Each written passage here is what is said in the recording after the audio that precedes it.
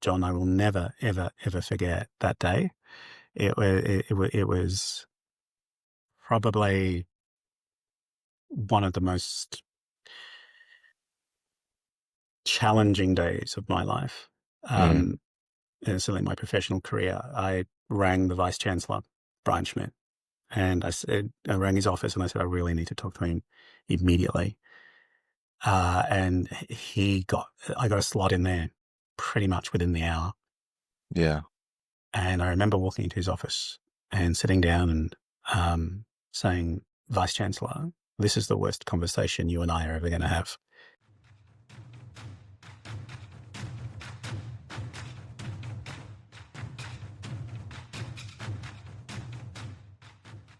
We aren't here to waste your time with buzzwords.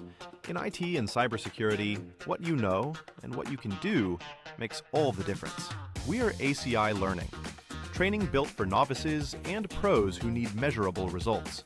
Hands-on labs, real-world checks, courses that get you certified and ready for what's next. Build confidence, strengthen defenses, achieve more. Visit acilearning.com/simplycyber to learn more. Welcome to the Cybersecurity Mentors Podcast. In this episode, we have a special episode. We have a guest with us, Suthagar Sivaratnam. I think I said that right. Close enough. And he is a CISO and a former CISO for the Australian National University. And we're going to talk about a very interesting data breach that happened during his time there, that they did a great job, and I think most organizations should think about this, is just a report of an after action report that they composed that most places you don't understand or get the details of what happened. But first, let me give him a chance to give us a little bit about his background and what got him into cybersecurity and just tell a little bit of his story. Thank you, John, and it's really lovely to be here. By way of background, believe it or not, I didn't start anywhere near cyber when I started off, and where you start is not where you end. And I started off as an economist, believe it or not. That was my whole thing my whole jam was going to be finance and economics. So I'm a very, very long way from there.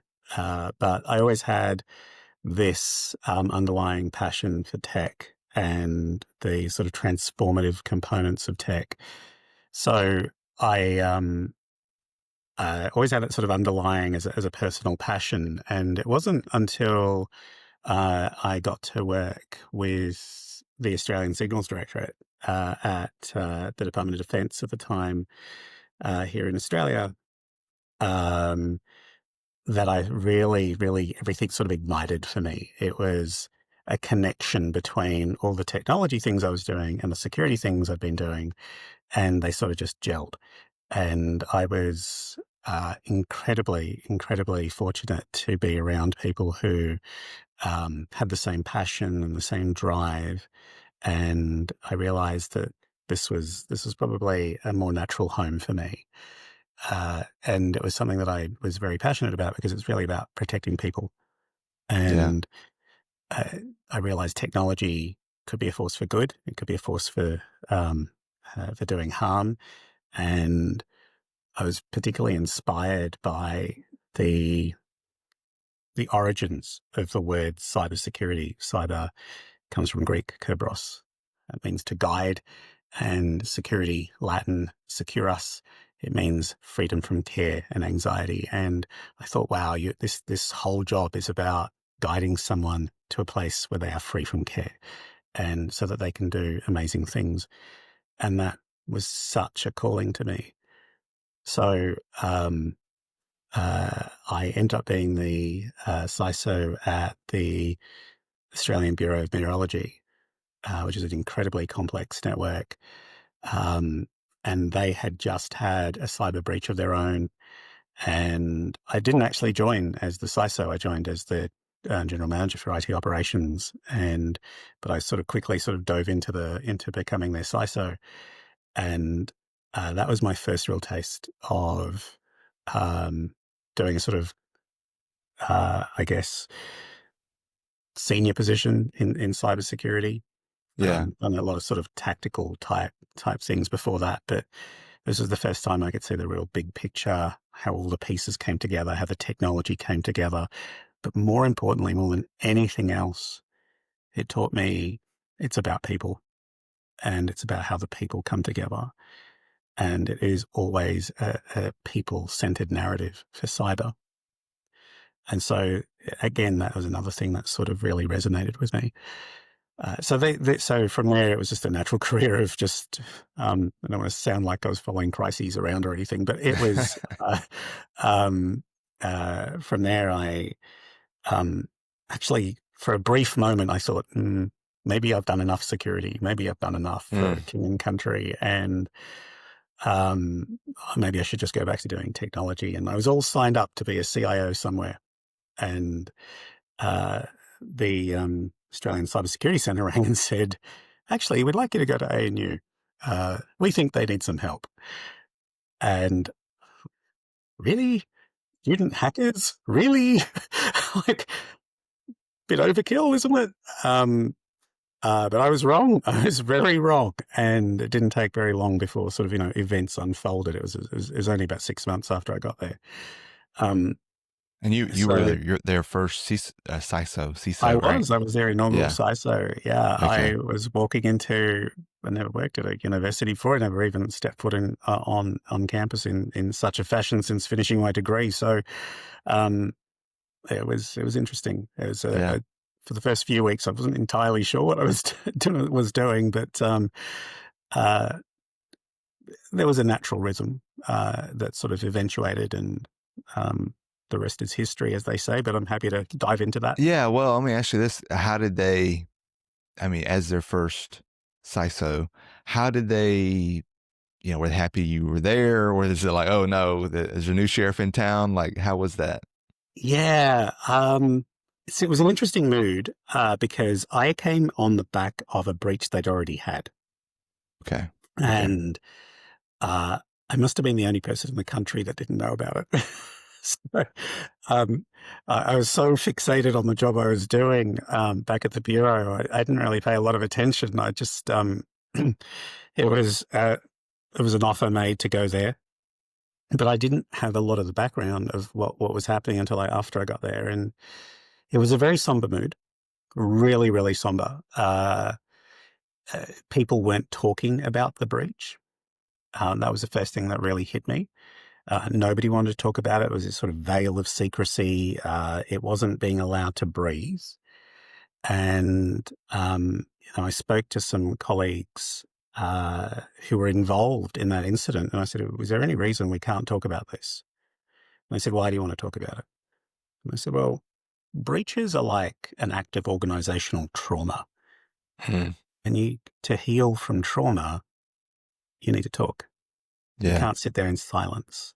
You need to talk about it, and you need to let it air, and you need to ask questions, and maybe they take you to some uncomfortable places, and maybe there are some things you can't answer for good reasons. But in the main, you should acknowledge that it happened and where you can go forward from there." And I was in the process of getting that sorted. I was in the process of saying, we are going to talk about this, and we're going to open this up, and we're going to have a conversation about this. And I was writing up a process to do that for the first breach. And part of wherever I go, the first thing I try and do is baseline the environment. I want to know what I'm dealing with. And I brought in a couple of externals. I had no staff at the time, so I brought in some external companies to just do a baseline for me, like a baseline threat hunt. Tell me what I'm dealing with here, so that I can understand what to do next and what strategies I need to put in place. They'd done some audits, they'd done some post-action reviews and all the rest of it. And they were very, very basic things that they were going through, like really fundamental. I shouldn't say basic, but they were fundamental things that should be done, putting in controls and compensating measures and a whole bunch of things that, really needed to be put in place. And they were making some progress against that. But I wanted to know in real time, what was I dealing with, and where does my first, second, and third priorities need to be? Yeah. Well, as it so happened, during that threat hunt, they found the second breach. which was not what I was expecting. So, Yeah. I kind of shelved the ideas about talking about the first breach and leaned very heavily into what was unfolding. And I will never, John, I will never, ever, ever forget that day. It was probably one of the most challenging days of my life. Mm.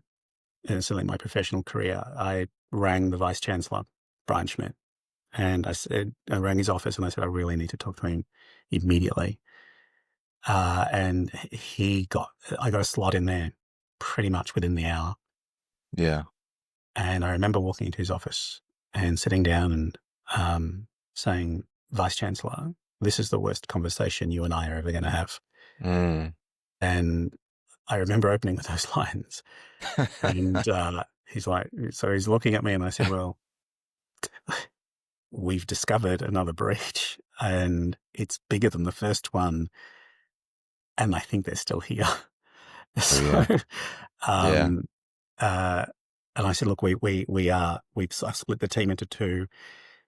One is going to go and look at how they got in, and the other one is going to look at where they were going and what they're currently doing. So we've split our sort of selves up. We had enough people on the ground to do that. And so that's what we did. We started was that external folks and yeah, that's internal all I folks? had at the time. You just had external, the people you had brought in. Yeah, just to do the threat hunting. Yeah, to do the threat hunting. And we brought them in. They had the expertise. They had some good reach back to the US as well. So they brought in a couple of people to help. And I had a couple of people seconded from the IT area as well, because they need people who knew the local environment.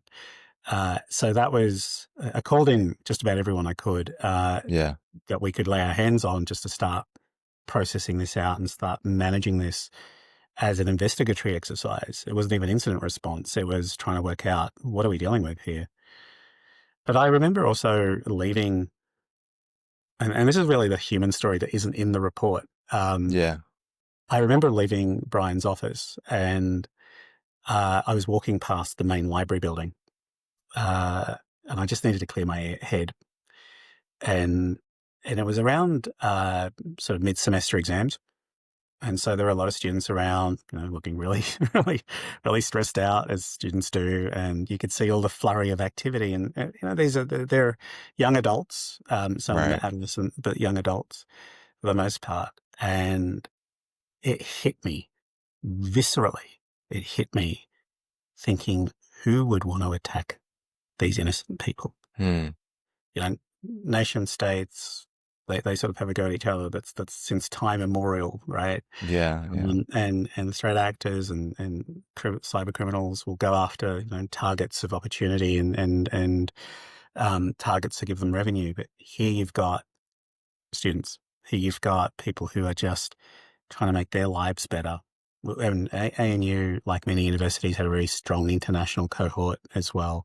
People who'd come from all over the world, and it sort of struck me that who would attack these people? It was sickening to me. It just felt sick. And I almost started to feel ill. Like I was almost on my knees because I was short of breath. I was thinking, who would do this? Who could do this? Right. And I had to sort of lean against a tree just to grab myself from falling. Because it's just the enormity of that hit me. Did you know how much at that time? I mean, it sounds like you knew how serious it was, but you didn't know the scope or the impact yet, but you had a feeling. So there was some initial indications, and I want to stress it turned out to be false in the end. Okay. It was a bit of a false lead, but there were certain indications that some of the people who were affected were vulnerable students, students with possible medical issues or financial issues or things of that nature. And so they were the most vulnerable among us. And to me, that's like kicking a puppy dog, right? it was awful. It just Yeah, felt yeah. like it just felt so vile that anyone would do this. And now we know subsequently that wasn't true. That it wasn't. It was that it was an account that was associated with that area. That was one of many that was Okay. compromised, but it wasn't unique to that area, nor were they targeting that specific area. So, but at the time we didn't know very much. It was still fog of war, very very early days. But just uh, it's natural to go through a million what if scenarios, right? Mm-hmm. Definitely. And then you've sort of got to let yourself do that and then let it go because it's idle speculation. Uh, but Yeah, that for that let me brief ask you. moment, it was really bad. Yeah, well, let me ask you this: with the vice chancellor, with Brian, how, what was his response? You know, I know obviously it was got to be again. We just no. No. Okay. I was watching him really intently. We hadn't known each other that long by that stage. It Yeah. was like 6 months. And look, if you spoke to him for 10 minutes, you would realize he's such a self-effacing, humble human being. You know, this incredible intellect, but at the same time, carries it very lightly. And uh, he he just listened more than anything else. He listened. He asked some questions about what I knew and what I didn't know. Um, he didn't seem shocked to me. I think, if anything, the emotion that I saw on his face was sadness. He's a really compassionate and empathetic person, and it, what I saw was sadness. Later on, I Yeah. saw a lot of anger from him, that towards the threat actors. Like, he was really outraged, but um, at that time, I think he was just really sad for what had happened, uh, and he tries to always, put on a very professional face as well. So, especially when you lead with the with the words, "This is the worst conversation we're ever going to have." Um, so uh, he he took it in his stride. He wanted to know how I could be supported. He said, "You tell me what you need. It's there for you, and we will do whatever you need us to do." And I said, "Right now, I need to find out. I need to ground everything in truth. I need to find out what is and what isn't. There Mm-hmm. is no point speculating about this sort of stuff. We just need facts as much as we can get them, and then make some educated. We're not going to get all the facts, but we're going to make some educated calls. And then we're going to move forward into an incident response, and then we're going to move into compromise recovery, and then we're going to make sure that they're, make sure that they're evicted and make sure that we're secure. That's what we're going to do, so that I can turn around to you in however long and say we have regained control of our network, and we're satisfied that we've removed that threat. And then we can do the post-mortem on what happened and how it happened Yeah. and all the rest of it. So he understood that really well, marshaled people together to support me at a senior level. And one thing, that's the other moment that really hit me. Uh, I went around briefing all the seniors and the ones that Brian had nominated to be part of this. And they pulled together their crisis management team.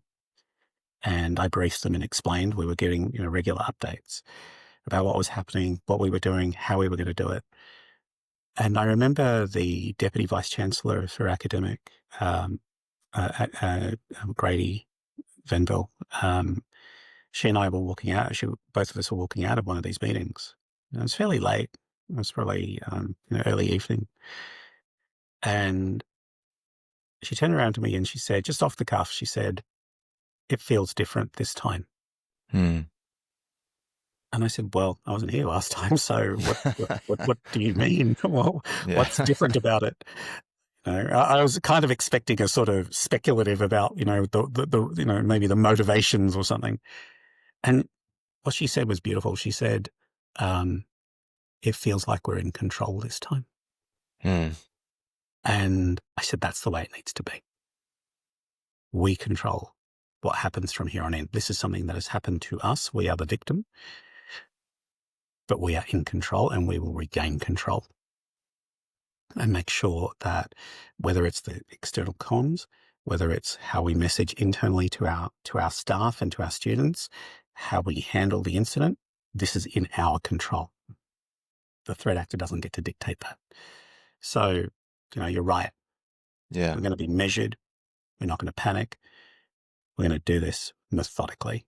And we're going to maintain a focus on every stage, right? There's a lot of activity, a lot of frenetic activity that under the hood, but as leaders, let's just stay really focused. And Grady is one of those incredibly unflappable, graceful human beings. And she when she said that to me, I thought, yeah, that's good. Yeah. So they're two moments that really stick out for me in that whole chain of events. That is good. Those are great. And we've talked about in our podcast before about leadership under duress and stress. And you had a previous, where you've been through kind of the aftermath of another breach. But what do you think helped you just be able to handle? I mean, I've been through these situations, not as the scale that you have, but definitely you have the kind of the cold sweats moment. Okay, this is for real. And just being able to be calm, steady, measured, controlled, but also empathetic, like those kind of things. Are there things that helped you be that way, or, what helped you in that situation? Yeah, I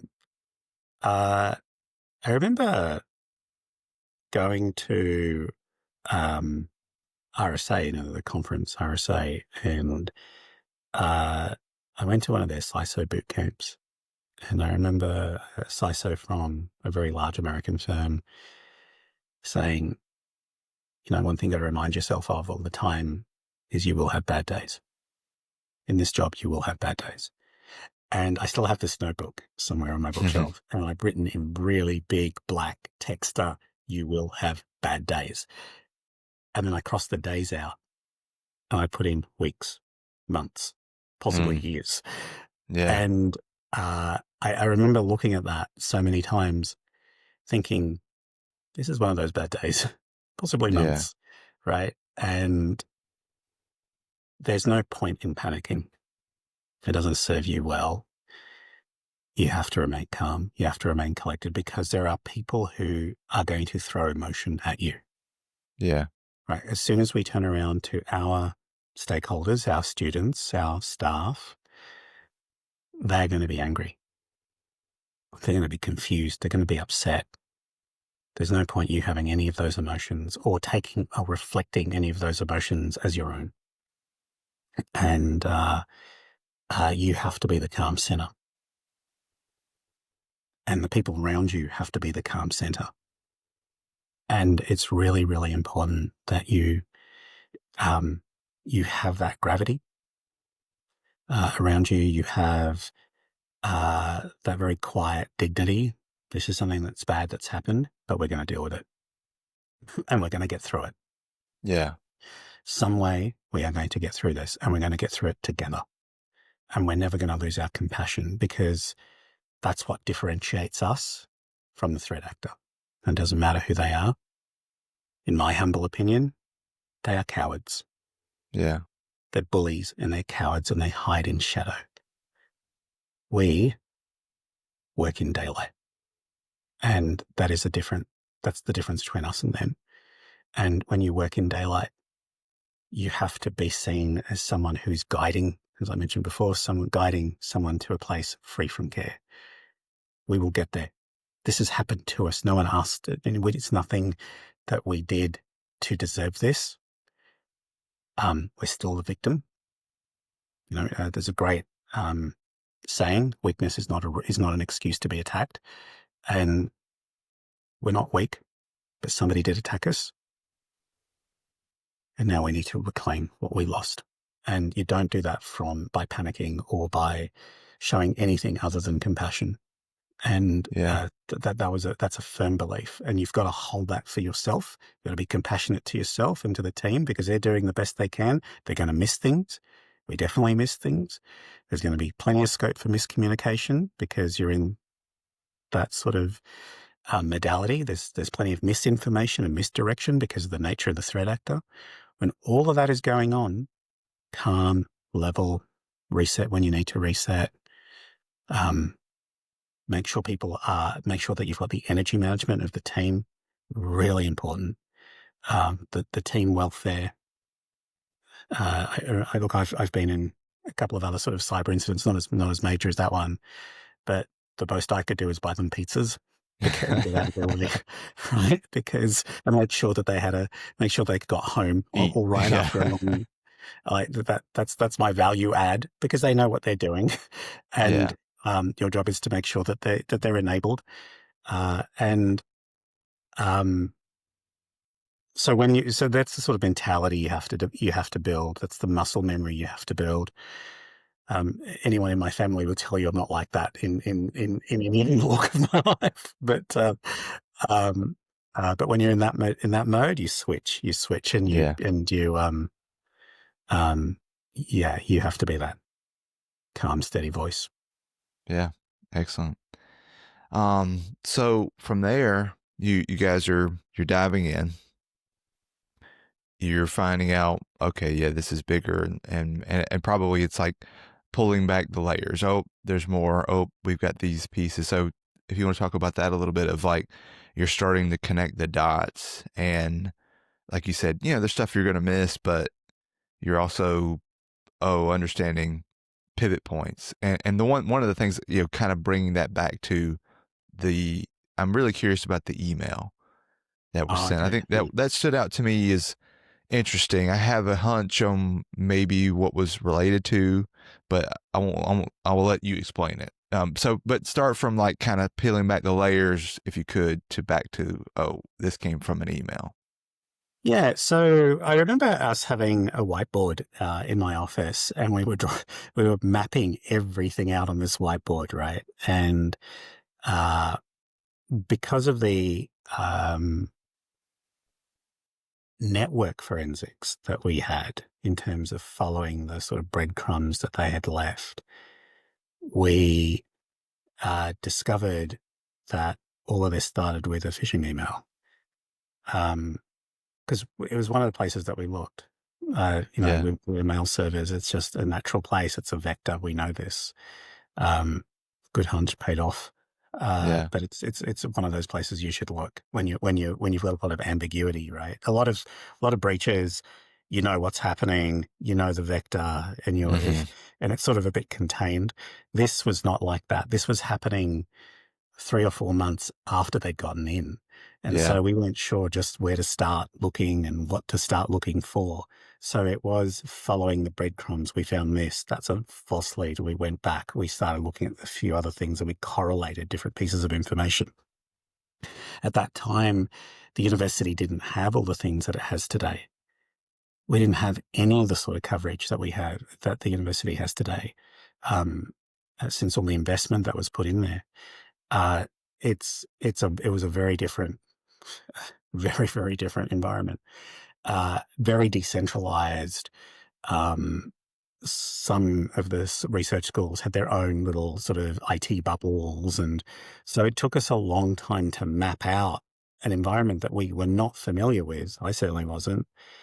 And using local knowledge to say, well, let's look here, let's find a breadcrumb here, let's look over here. And we sort of slowly stitched that picture together. And once we've gotten the sort of signature, I guess it's the wrong word, but let's say the footprint that the threat actor was using, it made it a little easier for us to follow them around. And we were able to map all of that out, which you see in the report. But one of those sort of tendrils led to an email.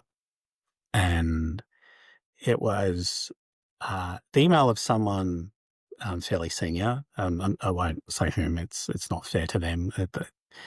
And it was an email that was forwarded to that person, so they weren't even the original recipient of that email. Interesting. It was forwarded, and then like somebody else had deleted it. They didn't open it or anything. They just they thought it should go to this person, and they sort of just deleted it. But then that person had an EA, and all they were doing was they were previewing. those Yeah. emails. But Yeah. it was enough when you preview and it renders, it's enough to trigger the code. So people made, my bad, people made a lot of hoo-ha about it didn't get clicked on. And they all sort of jumped to, oh, it's some kind of new vector that doesn't require you to click on an email. Well, not really. If you preview the email, it doesn't register as being clicked. It doesn't register as being opened. It just registers as being previewed. But it was enough. It was enough to render the malicious code that was embedded into that email to do what it needed to do. That's all there was to that. And we didn't have, at the time, we didn't have some of the email controls for macros. We didn't have them, macro blocking at the time. And that's all that there was. There was somewhere in the past, someone had turned off macro blocking on mail, and that's all you needed to do. There wasn't anything particularly unusual about it.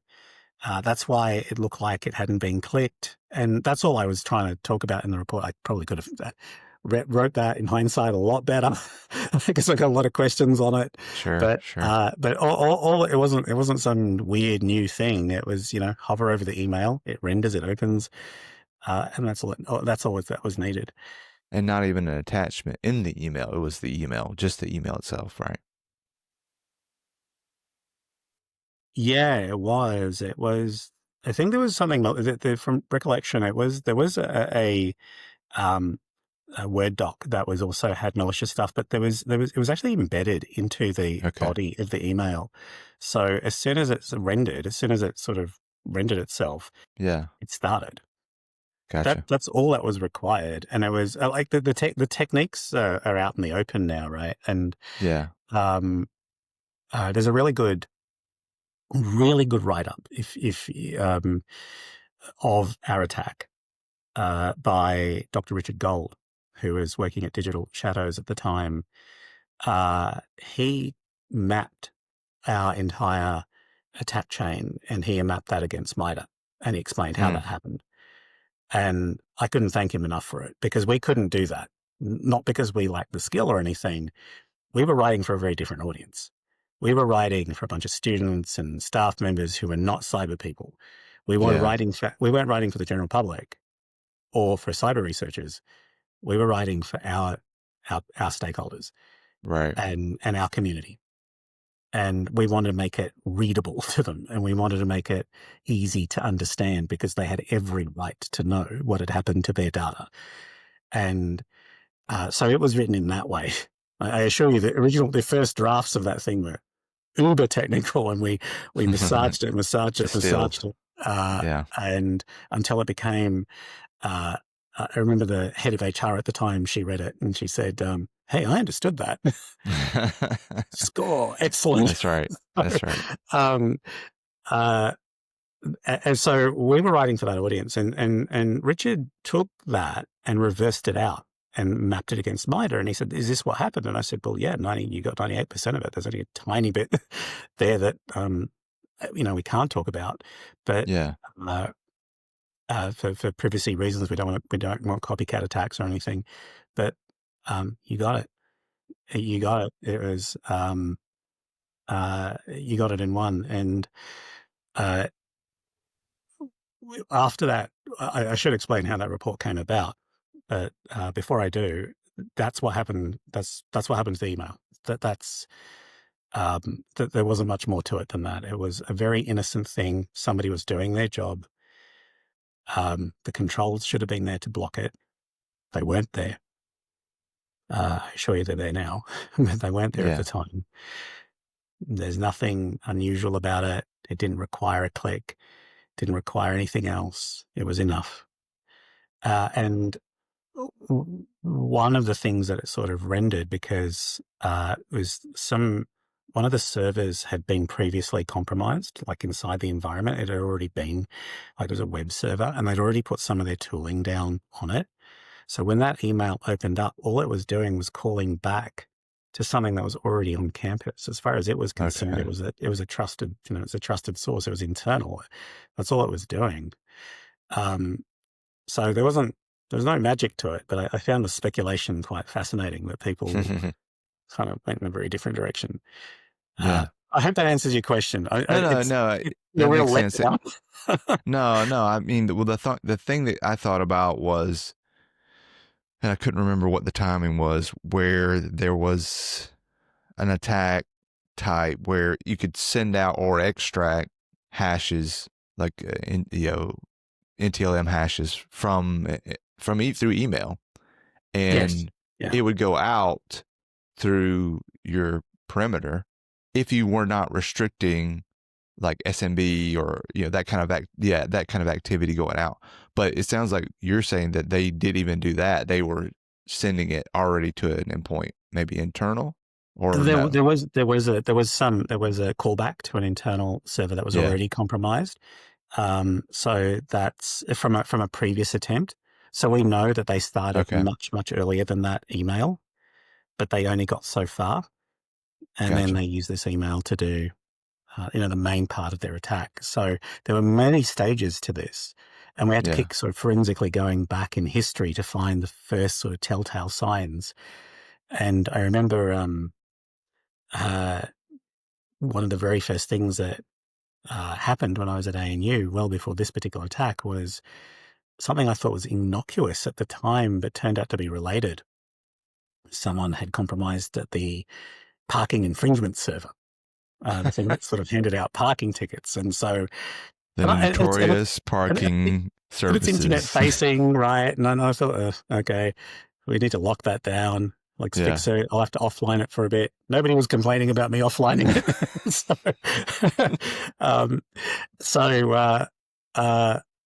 But we now realize that was one of the first things that they hit because it was vulnerable and it had some exploit against it, and they were able to park some of their tooling there. And clearly it had the ability to then link to the email that they were doing before. But it also did do that SMB outbound reach.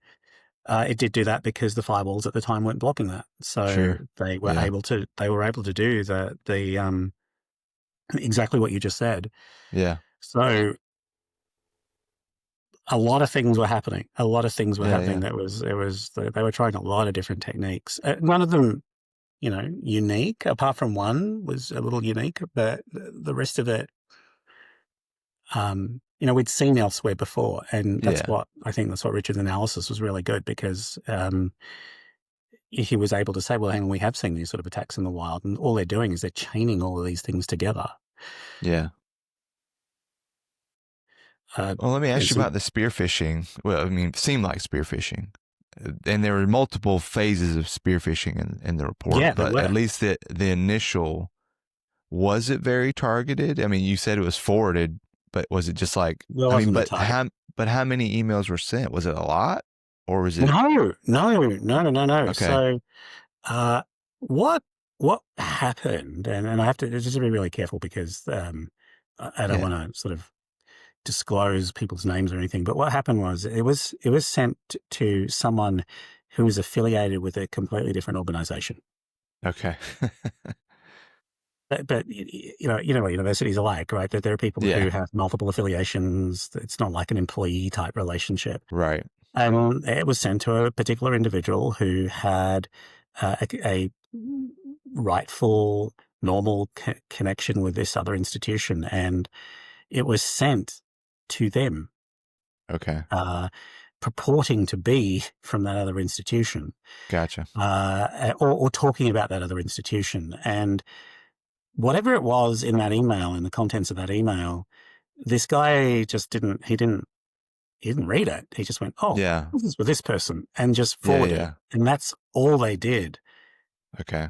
I don't think that threat actor was trying to target the person who ultimately, or the office of the person who ultimately opened that email. Yeah. It was sheer dumb luck on their part that it ended up with that person. They were trying to target something else. They were trying to, and then I think they realized, oh, wait a minute, we've got an opportunity here. We can go further. Sure. I mean, I'm speculating, or it could be that was just the first wave of a much broader campaign that they didn't need to do in the end because they got what they wanted, right? It could Yeah. have just been that. So I don't want to make correlation Yeah. causation, right? It's not, Right. that's not, uh, it would be very specious thinking to think that. Yeah. Because we saw other emails afterwards. We saw other phishing emails afterwards as they were trying to do credential harvesting. We saw that. So clearly phishing is a weapon of choice for this actor, and they were purporting to be anything and everything. We put a few example emails into the report. There's no thematic connection. They were just finding emails, real emails, Right. and mimicking them Weaponizing those. and weaponizing them, right? So Yeah. they were just looking for credentials. They were just looking. Those is a spray. That's what they were trying to do at that stage. Yeah. Okay. So, and as as you kind of piece this puzzle together, all right, they get these credentials and they start trying to utilize those credentials. There's another thing that stood out in the report about just them setting up base. There's a couple of attack stations that Yes. they set up. One of those I thought was a good technique for them. Was setting up their tools on virtual machines that they spin up on top of the main whatever Yeah. it was server, Yeah. so that it makes it difficult. And I don't even know, did that server have defense tools or EDR type tools? No. But Yeah. but even then, it's a good idea from their perspective and very difficult to detect if you're running a virtual OS on top of the main operating system. Yeah, if you don't have network access controls or things signaturing, new devices as they pop up into your network, or any other sort of, layered defense around that sort of stuff. No, it's a very, very good technique. And it also makes it very disposable. You can spin up something that's got all of your tools all there already at the same time as well. This particular, I think it's called Attack Station A in the report. Yeah. That particular attack station was a server, and it was part of a project that was supposed to be decommissioned. It was a trial that was being run. Can't quite remember what it was about, but it was just a trial that people were running at the time, and it had run its course, but I think they hadn't turned it off, and it was running fallow. There, it was really out of date. It had just been forgotten about. They just forgot to turn it off after that sort of trial ended. Yeah. So it didn't have any of the sort of EDRs or endpoint protection or anything. Like, it wasn't locked down in any way, shape, or form. It was a sandpit. It was designed to be a sandpit for that particular trial. And they like you said, dumb luck. They found that system. Yeah, I guess if you're looking, it's an interesting hypothesis, particularly for universities. Somewhere in there is legacy infrastructure that you could probably own, right? And it's a good bet. Universities have a long legacy tail, right? They're built for research. They're built for, then they're not necessarily designed to be like corporate IT environments. They're designed for something completely different. And I think we've moved beyond that now. We've moved to a far better set of models around this. But at the time, it was more for convenience over security. Yeah. And it's still a challenge. It's a challenge for us. Like, we still find old legacy systems that we're trying to go and find, lock down, turn it off. Like, do you need this? Oh, it's for my research laser. It can only run on Windows, whatever. And you're like, oh my goodness. Okay, how do we isolate this thing? Right. Yeah. It is a real challenge. I still remember explaining this to Brian originally, and he said, "Oh, Suthagar, you got to understand, like, some of our network reaches back to the dawn of the internet. Like, some of the first DNS servers were here." I thought, so some of this belongs in a museum, is what you're telling me. It's got historical value, but this thing was woefully out of date. It was woefully out of date, this particular thing. And because people had forgotten about it. And I remember there was this point in the attack cycle where the threat actor had to patch this operating system because their tools and whatever exploit they were trying to run wouldn't run on that version of the OS. So they patched it to get it up to a certain spec in order to run their tools and what have you. So, moral of that story: even threat actors patch. They got to keep their tools running. Yeah, you have to keep it current. Yeah, that's right. So I think it was, again, a fortuitous find for them. But you're right. What was really interesting is they made that their base of operations. They had, long before we coined the phrase living off the land, they really were living off the land. And they were owning that box and being able to spread out from it. Wow, what a story. I think that's a good place to pause for now. We've only scratched the surface of what happened during the ANU breach and what it taught the cybersecurity community.